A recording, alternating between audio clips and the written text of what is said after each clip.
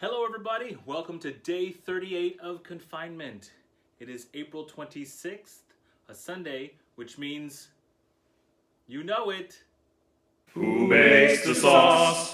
Who makes the meal? Who makes your cook time completely ideal? With a dash of salt and a pinch of love, you get the best food right out from your oven. So quit all your bitching and get in the kitchen. It's time, Chef Teddy and Paul. Okay, so you've heard me talk about my grandmother's recipes before, and I was unwilling to make the commitment to them because they are time-consuming and, not really my wheelhouse. But we've reached that point where I've run out of my own recipes to draw from, and she has one that is so dear to me that I thought maybe I would give it a go. So we're gonna make my Nana's sauce and her raisin meatballs. Now I know your first reaction is, what? Raisin meatballs? Oh God! But seriously, I don't know what it is. If I had heard about it now in my life instead of growing up with it, I would think it was super crazy too, and probably wouldn't want to give it a try. But really, the sweetness of the raisins with the acidity of the sauce and the meat is just something that is beautiful together. It's a great taste. So we're gonna give that a go. Come on, it'll be fun. Okay, so the first part that we're asked to do in this recipe is, it calls for a 1/4 pound of hot sausage. I have the hot Italian sausage from the Publix meat market. So this is supposed to be 1 1/4 pound. It's got 5 sausages. So assuming they're all the same weight, that would be a 1/4 pound each, but let's just double check and make sure. Yep, roughly 4 ounces. That is 1/4 pound. Excellent. So take that off of there, and we're going to cut that up in little pieces. Maybe not little bitty pieces, but we're going to cut it in pieces.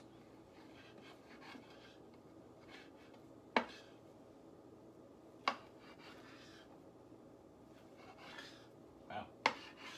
Sausage is tough to cut. I'm not familiar with sausage. I never really cook with it. I'm not a fan. But it does add something to the flavor of the dish, so I'm going to put it in. I just won't eat it once it's done. I'll find somebody who will want it.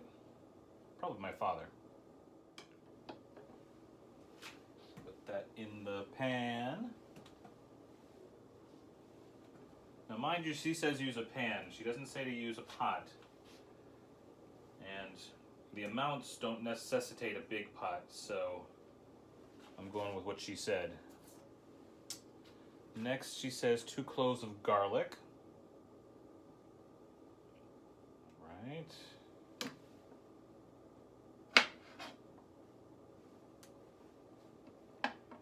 Dice this up pretty good.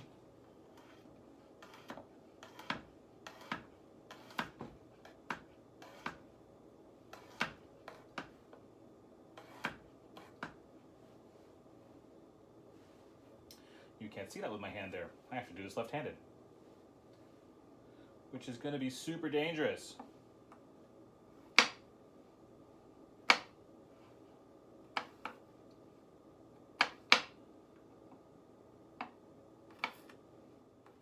Okay, that's the first one.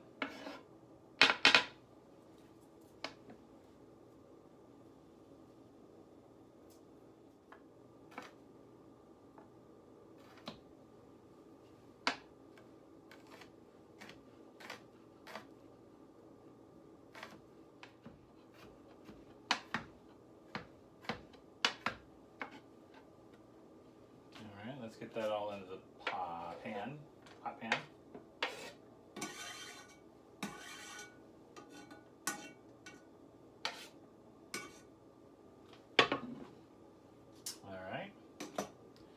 next thing is a stick of pepperoni. Stick of pepperoni.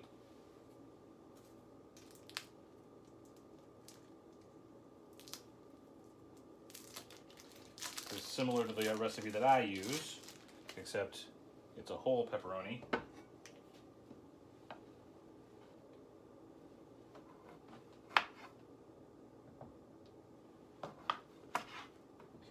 You're going to cut it into chunks,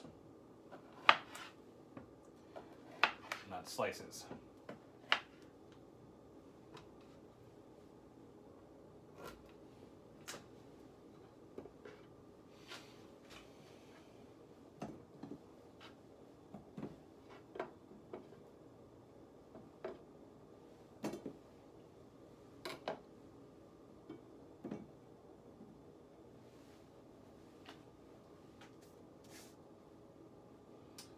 Okay, so saute is what is being called next. Saute. Was that RuPaul says? Saute, you stay. I know that's not it.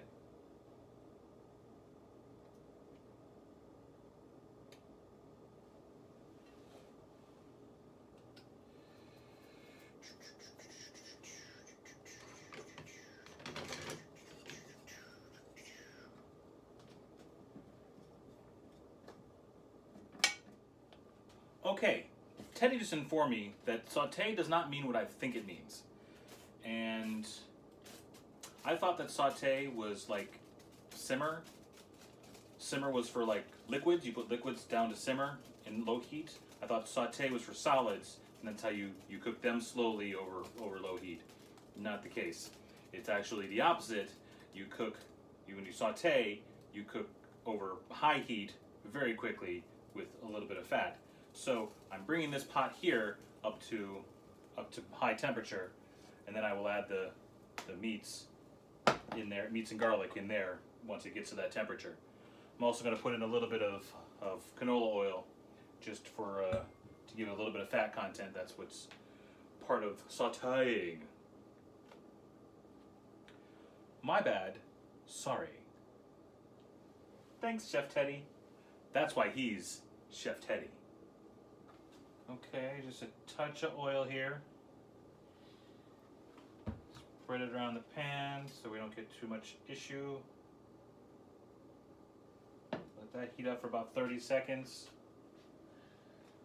29, 28, 27, 26, 25, 24, 23, 22, 20, 19, 18, 17, 16, 12, 11, 10, 9, 8, 7, 6, 5, 4, 3, 2, 1. All right, everybody in the pot. I think that's the noise it's supposed to make.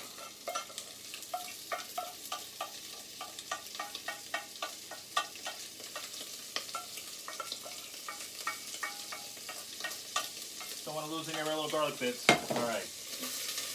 There we go. There was no discussion about how long to saute for, so I'm going to saute until sauteed.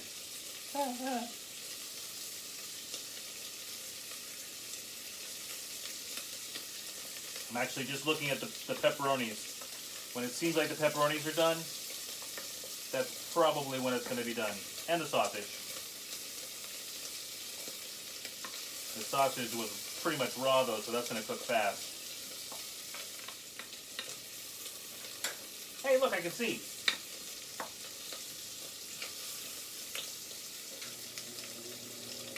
And breathe.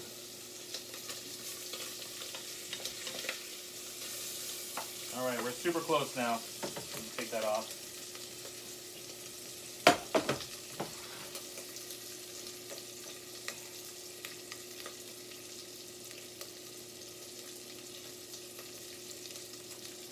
All right, we're supposed to add 1 28-ounce can of crushed tomatoes.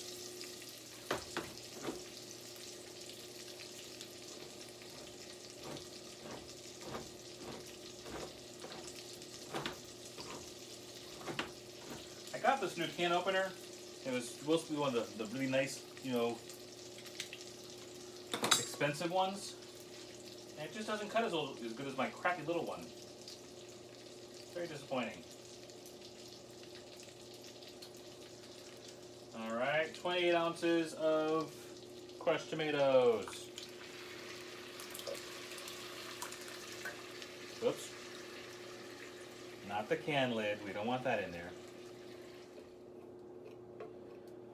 Now the recipe originally called for Progresso crushed tomatoes, but my Publix supermarket does not carry those, or did not have them today when I went to get them. So I couldn't get that. So I got Contadina, which, you know, they had a couple of different brands. This one seemed good enough. The next thing it calls for is a 6-ounce can of tomato paste. Which is one of these tiny teeny ones. Oops, that's not the right one. That one was one of the ones with the garlic and oregano. This is just the regular tomato paste. The other one I use for my recipe, but we're not making that. So I'm trying to stick strictly to what she told me to use. Nana's way. Yeah, okay. Let's get all that in there. And then she said 1 cup of water. 1 cup water.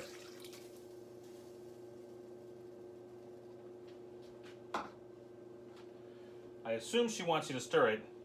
Doesn't say that in the recipe, but there's a lot of stuff left out of the recipe. It's just kind of shorthanded.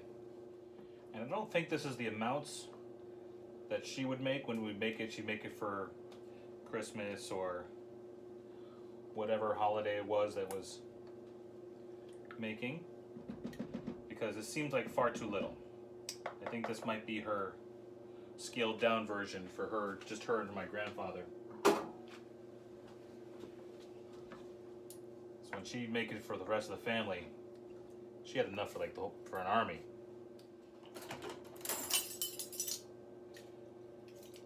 Now we do a teaspoon each of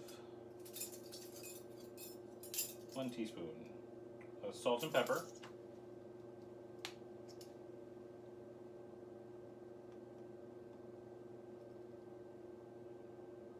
Don't screw this up. That is a teaspoon, right? Yeah, a teaspoon, okay. Don't want to screw up and do a tablespoon, that would be too much.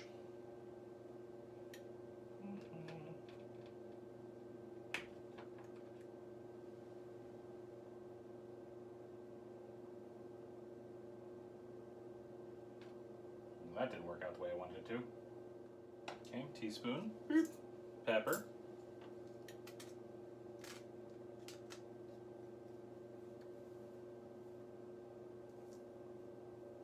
Teaspoon of salt.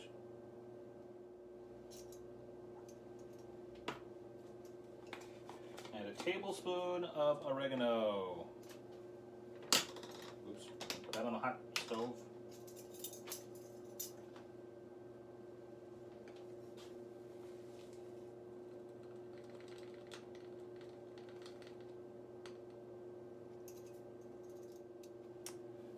Mix. Okay, that's mixed up pretty good. And now we put it on to simmer. This one I know what it means. Simmer is slowly.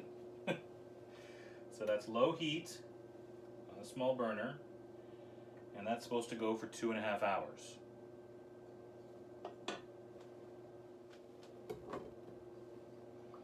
Okay. So you guys will sit here and watch this for the next 2.5 hours, right? I'll just let the camera run, and that way I'll know how long it's been. It's now 13 minutes on the clock, so that means at 2 hours and 43 minutes, this will be done. Cool. You take care of that. Thanks. I got TV to watch. Netflix and chill.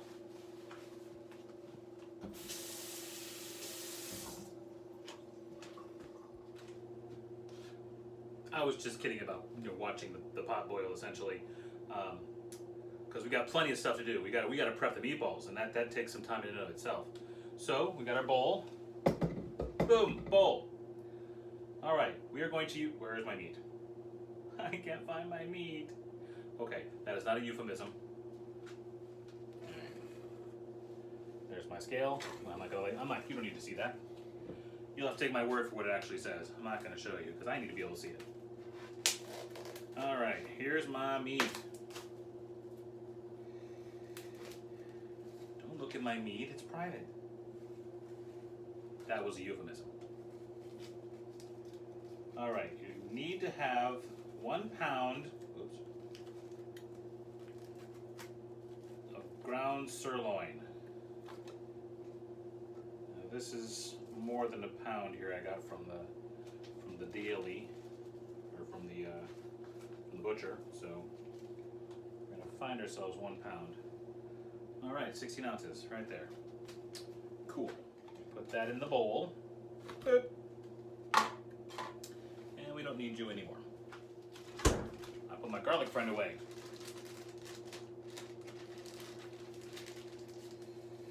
Let's grab another one of your little buddies here. 1 more clove. There we go. Get back out, Monsieur Cutting Board. La-di-da.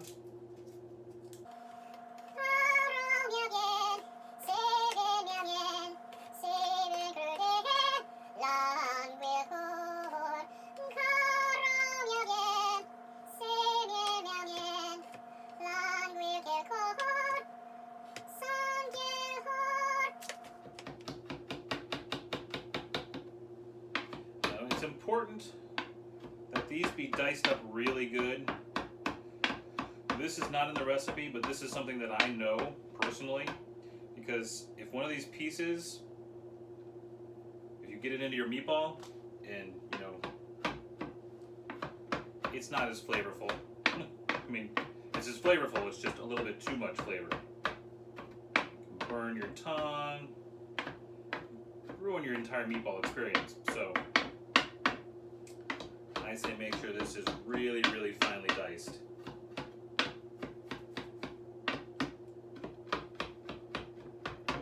Everything else, it just kind of sits there and you can move it around. But if this is inside one of your meatballs at some point once you're forming them, you want to have it as for flavor, but you do not necessarily want to have it in a big chunk. Okay, that should be good.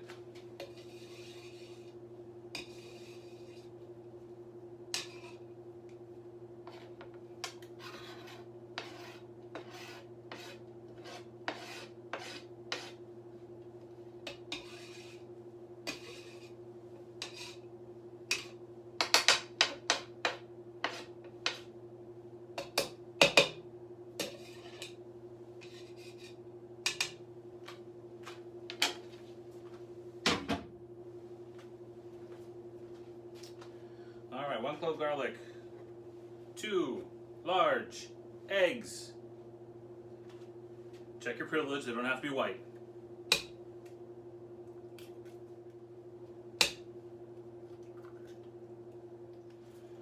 Now, salt and pepper to taste, it says, so I'm just gonna give it a little sprinkling.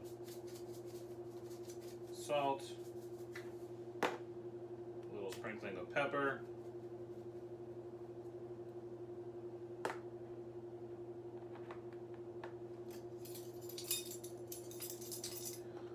Alright, again, we want the 1 tablespoon of oregano. Dig in there and just get ourselves a little tablespoon.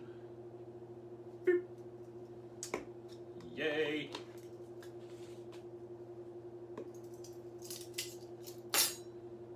Half cup breadcrumbs. Now, I have 2 different kinds of breadcrumbs here. I have the Italian style breadcrumbs and I have the regular breadcrumbs. The last time that I tried to make this, I made them with the Italian style breadcrumbs, and I wasn't super fond of them. So I got both kinds this time because I've got more meat than I need, and I might make more than one batch. So I figure I can make a couple of different ways.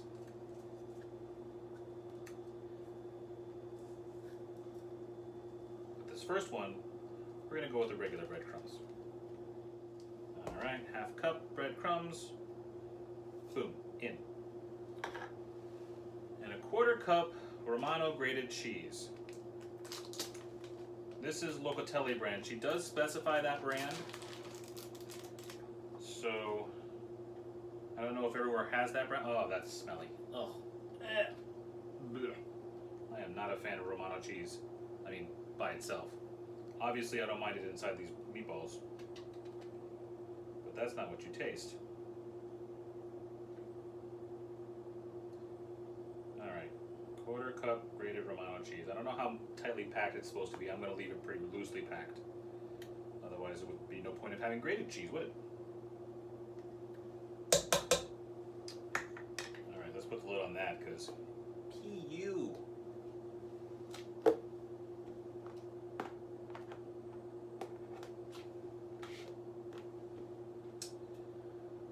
Alright, and then we mix it with our paws.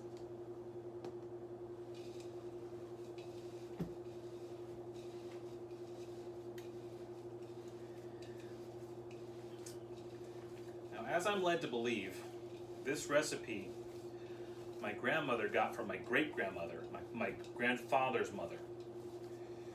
And it wasn't very unusual in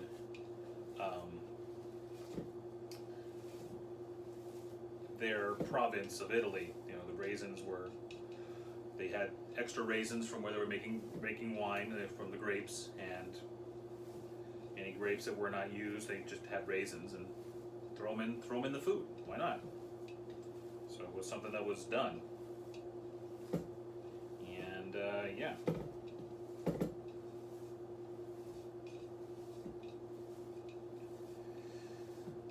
So that's pretty well mixed up now. Give you a little view of that. See? Looks nice. And oh poop. I should have opened those raisins before. Oh well.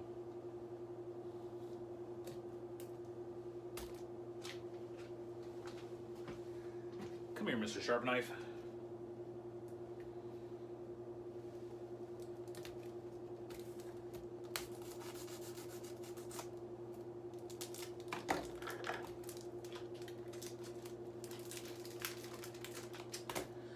Okay. Her recipe calls for a box of raisins. I know that this many raisins is not enough. And I know that this many raisins is too many. So this is 12 ounces, this is 1 ounce. I'm going to split the difference and just feel it out and see what it feels like to have them, you know, in the meatballs. You don't want the meatballs to be dominated by the raisins, but you want to have, you know, at least a raisin in each meatball. That's kind of the point. If not a couple. But again, you don't want the entire thing to be a raisin. That would be weird. That's 2 ounces. We're seeming like we got a lot in there already, so let me just put in one more. We'll start with 3 ounces then, and see what that's like. As I start to feel the consistency of the meat and everything. Okay. I would be using Sun-Made raisins, but apparently there's a run on raisins, strangely enough. All the raisins were gone except for the generic brands. I don't know why that is. But, you know, the things that people run on. Like Tostitos. Not the chips. The nacho dip. You can't get any of their nacho dip. Their queso, their smooth and creamy cheese. I love their smooth and creamy cheese. I like to have it with French fries. but it hasn't been. It's been weeks and weeks and weeks, even before the shutdown of everything. And now it seems like they're not even restocking it at all. There's no queso at all. Not the spicy stuff, not the mild stuff. I was wondering if maybe one of their plants shut down. I saw that Frito-Lay had a plant that shut down in California, which is the parent company, but I don't know. I went online to try and see if I could buy some online, and nope, nobody's got it. You can get some of the other stuff. You can get the bean dip. You can get the French onion dip, but no queso. No smooth and mild, smooth and creamy cheese, which is the kind I like. All right, so let's show you. You can see the little raisins throughout. Kind of looks like chocolate chip cookie dough. You want to make sure that your raisins are distributed like your chocolate chips would be distributed in chocolate chip cookie dough. If you've ever made chocolate chip cookies, which I hope you have, because I mean, chocolate chip cookies, they're kind of a rite of passage. At least the Toll House brand. I mean, Toll House type are really easy to make. All right, so now stand by. Well, that's day 38 of confinement. Like, share, subscribe. We'll see you tomorrow.